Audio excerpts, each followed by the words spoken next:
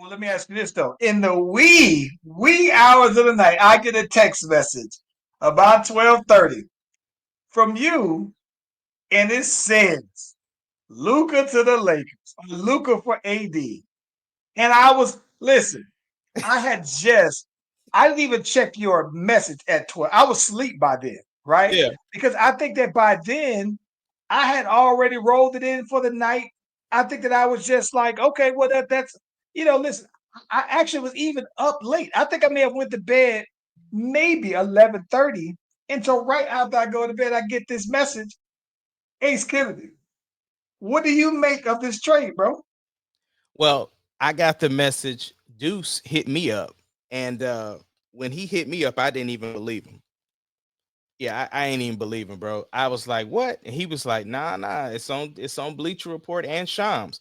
So I was like, once he said those two sources, then I was like, "All right, let me go check it out." And sure enough, even Shams was like, "Nah, this is real, bro." He said his phone was going bananas. He said he had like 300 missed new text messages.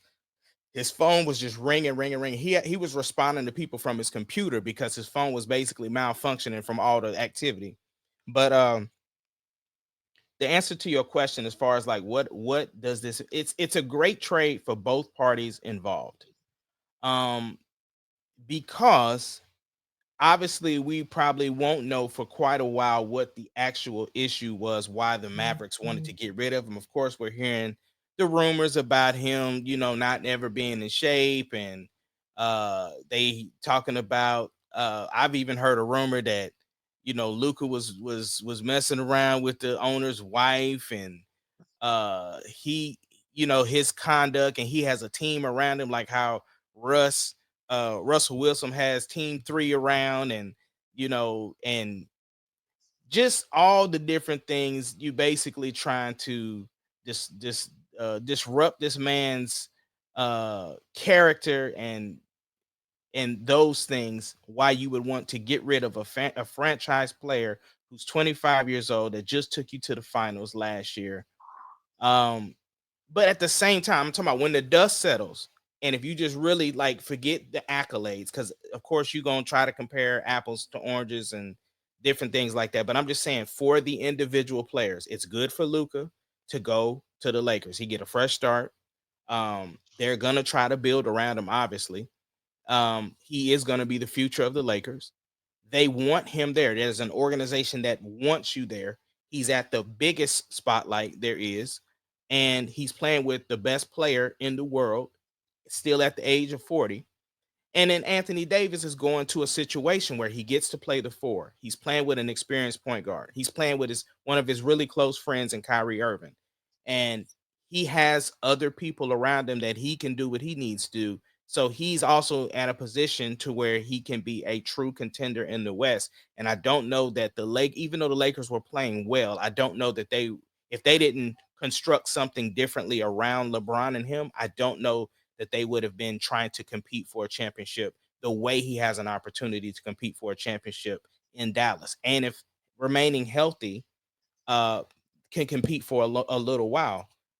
We obviously have a rivalry with them, with the Thunder, but I think Dallas is proving that they are trying to get people around that wants to play defense, that that are big, that can shoot. Like, they're putting together a well-rounded team. Everybody's trying to model themselves after the Oklahoma City Thunder. So I think in the end of the day, it's a great trade for both organizations. I just think it was kind of whack on how it came about, because nobody knew about it outside of the two owners of the team and the general managers of the team. The coaches didn't know, the players didn't know. Before they announced it, they got phone calls and text messages and letting them know what was about to go down. But the deal had been going on for 3 weeks. It started with a coffee, and the deal had been in the works for 3 weeks. Ace Kennedy, Yes, sir. are there any players then who are safe? Like, who's untouchable then at this point? I know that Brad Beal and LeBron James are the only players in the league that have no trade clauses. And it seems like the Suns don't want Brad Beal. But you'd like to think that when a player this early into his 20s, when they signed that extension, that second max extension, right? That if they're still on the team, that surely now the third max, the time they're eligible, right? That they're untouchable. You can have anybody on my roster except this person. So who are the untouchables left You talk about in the league, who's in untouchables? the league? Who are the untouchables? Shea Gilgis Alexander, untouchable. Um, I can't even say Kevin Durant because there's trade rumors around him right now. Seems like Devin Booker's untouchable. LeBron James untouchable. Obviously, he has a no trade clause, but even if he didn't have it, untouchable. If Luka got traded, Hmm. do you think the Suns wouldn't trade Devin Booker? I don't, because this was an organizational mess up. This isn't a league. This isn't like, oh, the league is fixing to start doing this. You and I have talked for several podcasts about how organizations do people and why certain players act the way they act to try to get their way. You would hope that business would go like what happened with De'Aaron Fox, right? Where he declined to sign an extension twice, once last year, once this year. And so then he said, listen, I would prefer to go to San Antonio. And guess what? It happened. It was a smooth transition. They got the other teams involved, and it was a swift, smooth transition because And they San Antonio apparently wanted him too. right. And San Antonio Right. had some things. They said, listen, these are the people we're not willing to give up. And again, they made it happen. And on top of that, the Kings got compensated pretty well because they got Levine, right? But the thing was that at least the star relayed to his organization that I don't plan to resign, and here's the preferred destination that I would be willing to sign an extension to. So other teams, I wouldn't advise you to try to get me because this is the destination I want to. I want to play with this person. And it was a smooth transition. You would hope that the league could do that because it's taking care of both parties. This kind of sparked once Kevin Durant left Oklahoma City and left us high and dry, right? That kind of started the process of trying to for stars to try to give their organizations a heads up. Like, listen, I don't plan to be here, and free agency is coming up, so I'm just saying I would like to do this. That's all I'm gonna say, right? I got a question for you though. Yeah. Okay. So what is this saying about Luka, and what does this say about AD? What it says about Luca is that the organization wasn't rocking with him outside of Mark Cuban, right? Because if the owner, because even because the coffee started with the GMs, right? So it had from that point, you got to bring the owners involved. So if I'm the owner, I'm like, hell no, I ain't getting rid of Luca. What are you talking about? Like, and even if you're saying, well, we can get Anthony Davis in the process, no disrespect to AD. I think AD is great. He's been playing great. He's not, even when he's getting hurt, he's not out for long periods of time. He's been trying to get back as soon as possible, whatever the case may be. But Anthony Davis also was brought to the Lakers to be the next person that they were passing the torch to. And he wasn't living up to that because he was still playing under LeBron James. So but again, here's another organization that wanted him. Like they were willing. So if I'm AD, I'm like, bro, they were willing to give up that for me. I gotta repay that some kind of way. But there's hurt on both ends. Luka was hurt. I'm sure AD was hurt. You know what I'm saying? But at the same token, it's best for both organizations that they both got people that they wanted. Let me tell you something, bro. Let me tell you Uh, this. I'm gonna keep it a stack with you, bro. You know what this tells me, bro. And I don't want to. I'm just gonna cut. I'm gonna cut straight to the chase. I think, bro. At the end of the day, I think that I've been right about Luca, and I've been a harsh Luca critic. I you have. have been, Yep. but I think that this confirms that I'm right about Luca. By that I mean this: Luca gives me James Harden vibes, bro. Like he gives me the kind of vibes to where Luca's style of play isn't conducive to winning championships. Not just the lack of defense. The lack of defense just puts it over the top, puts that take over the top for me, right?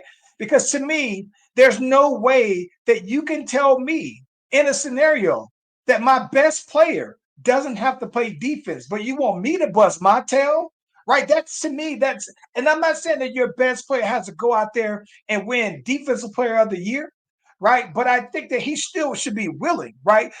Nobody ever brags about the Joker's defense, right? But he's willing, right? Even if he's getting his head smacked around, he's still willing to stand up there, right? But I think that when your guy doesn't make an attempt at all and it's just Olay defense, you can't have there's no incentive for anybody because that sets the tone. But I think that the other part to me, when I say that I was right about Luka, I say this all the time, bro. In the history of the NBA, it is hard to win championships with score first point guards, right? And everybody tries to say, well, Steph Curry. And I'm like, Steph is basically a shooting guard, right? And he's not tasked to be the facilitator, the playmaker. He's a scorer, he's a finisher. So I'm saying that when you're saying, and it's not just Luka, talk about all the score first players. Like the assists are different, bro. The assists, when I'm saying Trey Young's assists are different from Chris Paul's assist, all right? James Harden's assists now are different from the 10 assists that he had when he was at the Rockets. They're just different assists, though, bro. And I think that as long as you have a score first point guard, I don't care what team it is. It does not work. And history has told me that. But I think more than anything, bro, I think that the Mavs looked at Luka, and at the end of the day, of all the points that Luka scored, I think that they looked and says, we won't win the championship with Luka. We won't win the championship with that person and that style of play, though, bro. And I could be, like I said, I could be wrong. And even when he goes to the Lakers, bro, I don't think that the Lakers will win with him. I think that him and LeBron will put up some great highlights. They wasn't gonna. It's a win-win because the Mavs read through the line like your boy. They was watching the podcast and heard what I said, and they took heed and they got rid of him. But then AD, AD goes to a better situation, and they emphasize we play a defense now. Even the Lakers, they had to recognize we ain't winning no time soon with AD and LeBron. So let's just go ahead and try something different. And I don't think that Luka's a bad option for them. But what I am saying is that as long as Luka plays the way that he plays, they're never gonna. No one's gonna win a championship with. Okay, No. so let me ask you this question: if that's the case, then how did they make it to the finals, NBA finals? Because Okay. what I'm saying Listen. here's hold on. Let me finish my question. Okay. Because let's not get it twisted. I think Boston was clearly the best team in the NBA last year, right? This Right. year they look beatable. Okay. So I'm Yeah. saying I think that barring, let's say if what I'm saying is the way that Dallas was playing last year, if they were playing the Boston of this year, then I think they would have beat them. But obviously that's, you can play that at any turn on, but I'm just saying, to your point, I feel like Dallas finally found a way to put people around Luka that they were able to be successful if they were able to make it to the NBA finals. Here's the thing. Here's the thing, though. All right. I think that this is the way I look at it. I think that the only way that it works, right, is that on every game, right? This is gonna sound impossible, but on every game, Luka has to have an equal show up every game, right? And people will say, well, how is that Luka's fault that somebody else doesn't show up to be the equal? The next person who you would think on their team to be his equal would likely be Kyrie Irving, right? But he's a ball dominant person as well. So you can't have your some. So this is you know what I think. This is why I think that Shea is so underrated, right? Because I think that Shea can give you 30, 40. You was at the game when he dropped 54 and you didn't even know he dropped 54. Somebody had to tell you that he dropped 54, right? And I think that where it makes a difference is that it's effortless. It doesn't take a lot of him having the ball to put up these 30 points. And I think that you can never have another successful, really equal to Luka 30 points when it matters, because I think that he just required his style of play. And so when you say, how did they get there? I think that, don't get me wrong, there was some matchups that he was able to take advantage of and everything. But I'm talking about when it matters, though, bro, when it absolutely matters the most. I think in the end, bro, you gotta have it to where somebody can be his equal, but someone has the ball as much. And I think that's just what it is to me, though, bro. I think that, don't get me wrong, I thought that they I thought that they would lose to the Wolves, right? But I thought the reason why they would lose to Minnesota was because, to be honest with you, I thought that Minnesota would have whoever was guarding Luka was going to make Luka work, right? But I think that, as bad as Luka's defense was, nobody really tried to exploit Luka. Nobody actually went at Luka like that. So I think that, but where it differed with Boston is they couldn't hide him no more. They couldn't hide his defense, his lack of defensive effort no more, like every other team, because Boston had everybody who was going to lay the smackdown on them, bro. So that's why I think that it showed up. But I just think that in the end, it's just a bad recipe for winning when you got score first point guard who doesn't play defense, though, bro. Okay, let me ask you this. Two questions. Number one, out of the two franchises, who won? Number two, if you were would you have done this deal? Okay, so I think that this is the way I look at it. I think that, let me just take a step back before we talk about that, before I answer that question. Because right? Shea is a point guard, Mm-hmm. right? And Shea is a score first point guard, right? I'm willing to bet that if 18 that OKC would be the first team that would have a score first point guard win a championship. And the reason why I say that is because I think that Oklahoma is just built differently. I think that because they're homegrown and they're built, I think that the way Shea plays, right, it makes the other players better, right? It allows J Dub to be J Dub. It allows everybody to be who they are naturally. And I don't think that that happens with Luke, right? So here's what I think. But to answer your question, because I had to get that out of there because I was thinking about Shea. Um, Here's the thing. In the end, if you check, I'm gonna be honest with you, bro. If I'm a Luke, if I be hating on Luke, I do. So just to be consistent, I'm gonna say I think the Mavs won it, bro. And here's the reason why I think the Mavs won it. I think that, to be honest, you would have to tell me that, do the Mavs have a better chance to win a championship in the next 3 years than the Lakers do in the next 6 years? Do you think that, because the Lakers are going to have to do a complete rebuild, right? Within 6 years, LeBron's going to be gone within two. So Luka's going to still be there. And let's just say that that means that it's going to be Luka's team and a bunch of whoever else you surround him with. I don't think that Luka's going to change his style of play. It's going to emphasize, if anything, it's going to make him more of who he is. And so I think that, to me, if you thought as the Mavs that you wasn't going to ever win a championship with him, then you've done yourself a favor by you ridded yourself with that. And I think that if the Mavs win a championship in the next 3 years, I think that the Mavs would have won that deal, because I don't think that they was going to win with Luka. And I don't think that they were going to get back there this year with Luka. I'm willing to even say that if the Mavs just got back to the finals, right, that's a win to me over the Luka deal. I think that if they get back to the finals this year, then it was worth them trading Luka, though, bro. Okay, let me ask you this though. This is the real question. You said you was keeping it a stack. Do you really think that the Mavs got rid of Luka because of basketball stuff or off the court stuff? Bro, it's both. Here's what I mean by that.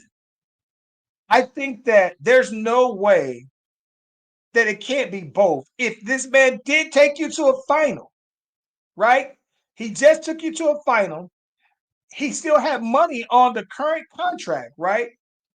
And so I think that it was some of both. I do think that, listen, I do think that it was something that the boy is coming back 165, 170. There was a rumor. You talk about rumors, right? There was a rumor that the last time Luka was out and they said he was out because of his wrist. They basically said they had that boy out for about 10 games to go lose some weight. He was fat. What Stephen A said about Zion? You look fat. If you take Luka, if Luka took his shirt off out here, bro, you would be like, ain't nowhere in hell, bro. Ace Kennedy, man. Should New Orleans take a page out of Dallas's book, bro, and go ahead and cut ties with their boy Zion? I don't see they're not gonna listen. They're not gonna win nothing with Zion, bro. So yes, New Orleans should do that because here's my thing about it. Don't get me wrong. Zion to me is one of the biggest anomalies I've seen because while I don't think that they're going to win a championship anytime soon with him, when he plays, they do look like a night and day team. But I think that my thing is this though: there should be no reason why I'm paying someone $200 million and they're fat. Like I think like no. Listen, money only makes you more of the person who you are. So if you say, well, now think about that, right? Zion fat wasn't an issue. His money, and then he got fat. Like Luka has always been kind of chubby. He signed his extension, and now he doesn't have any incentive. He's like, I could get these buckets either way. It's like you're injured so often that at some point people are going to think, well, you're injured because you don't take care of your body like that. And I just can't sit here and look at LeBron James, who's 40 years old, who's in phenomenal shape, and give you any reason why you shouldn't. And I think that it's both. I think that it is style of play, and I think at some point it's like I see Shannon Sharp say something all the time that teams will tolerate your behavior until they find a replacement, until there's a viable option. And I think that it's the only time I remember in NBA where an all NBA player has been traded for another all NBA player. I don't think that the Mavs are out on this though, bro. I think the Mavs won the deal long term and short term. I think that they wasn't going to win long term with Luka. Let's say AD, if he can't get it done in 3 years, you're going to have to at some point rebuild and it starts your rebuild over. And yeah, Luka's going to go out to LA and I think he'll average 30 some points for the rest of his career, whatever. I don't think that he's going to win a championship because history tells me that's not how you win a championship, bro. Okay, so one question for you, but I got a statement first. I would love to hear what Dirk Nowitzki and Mark Cuban have to say about this trade. I would love to hear what both of them have to say. Well, listen, they traded Steve Nash, and Steve Nash went on to be an MVP. So then that Mark Cuban did that, or then they I don't know if they traded, they let him walk or something like that. So Mark Cuban doesn't have that much room to speak, though, I bro. mean, I know, but I He's still would done it just love to before. hear. I would love to hear his what he does. Hey, is this the reason why Rick Carlisle left, bro? Listen, listen. Rick Carlisle they offered him the contract. They 2 times they offered him contract extension. He said, "Nah, I'm good." And I don't listen, bro. I don't. You never know, right? Because here's the one thing you can say: if there really are off the court issues, they've kind of had this thing bubble wrapped really nicely. Because I've never heard anything. I just could only you could only read in between the lines, right? So you never heard anything that's been factual put out there. But you can look at Luka and be like, bruh, I know you might be hooping in the off season, right? But how is you coming back fat, bro? How is you Hey, Kennedy, how can you come back and be so good and be fat still, bro? Like I don't like. I remember back in the 90s, right? In the 80s, guys would come out of shape to camp, and you use the camp in the season to get you in shape by all-star break, and that's it though, bro. That's cool. But I think that the big thing is to me is that long term, you can't sustain that though, bro. Like, no, I think the Mavs won, bro. But I'm gonna be consistent because I be hating on them, so I might as well go ahead and ride that on out, though, bro. I think the Mavs won, and not just because of that. It's because they got AD, and if you're in win now mode, I think you're the Mavs, and you have a 3-year window left of AD giving you being able to give you what he's giving you now. And yeah, I think that it's all they have to do. They don't even have to win it to me. All they have to do is get back to the finals within 3 years, and it would have been worth it to me. Now, I do think that it's jacked up that this whole thing costed Luka $116 million that he will no longer have because he won't be eligible for the super duper max. And listen, bro, they have to be so frustrated that that didn't even matter, bro. Like they had to really be like, so what? I don't care. Like think about that though, man. You've been with this dude for that long, and you think at some point, he's part of. Nah, they was like, it don't matter, bro. It don't even matter. And they asked him about it at the press conference, like, was you ever or you anybody in your team ever gonna deny the supermax? And he was like, not at all. Like, not at It all. it does it does it does. Now here's the thing about it. It does make me almost walk back my comments about Jimmy Butler acting up. Because here's the thing about it. I I'm not gonna lie. I'm not a big fan about how Jimmy is going about everything. But at the same time, he's just like, all right, listen, if you're not gonna sign me, then trade me. Or there's no reason for me to come. And there's the not showing up for practice, there's the leaving practices, and he's basically being disruptive on purposely so that they'll go ahead and get him up out of there, right? I think that if Luka is just sitting back, probably having a beer, doing, getting fat, same thing he's usually been doing, ready to come back. And you sitting here getting traded after you done just had dinner and a beer, right? You thinking everything is copacetic and it's regular, and then you find out in the wee hours of the night that you done got traded and you didn't make any demand. And all you know, you done just bought a crib out here in Dallas, so you got roots now, right? And they trade you anyway. And at that point, it's like, all right, well, Jimmy Butler, I can't be so mad if you want to act a fool. If that's how you want to have your career in your hands to prevent something like that, then I guess I'm not as mad at Jimmy. It's not, I would have loved for him to do it the De'Aaron Fox way, but at the same time, it worked out for De'Aaron Fox. But at the same time, Luka was just an innocent bystander. AD was innocent bystander. So it's like if the franchise is going to do what's in their best interest, then I guess I don't have any problem with the players doing the same thing. Right.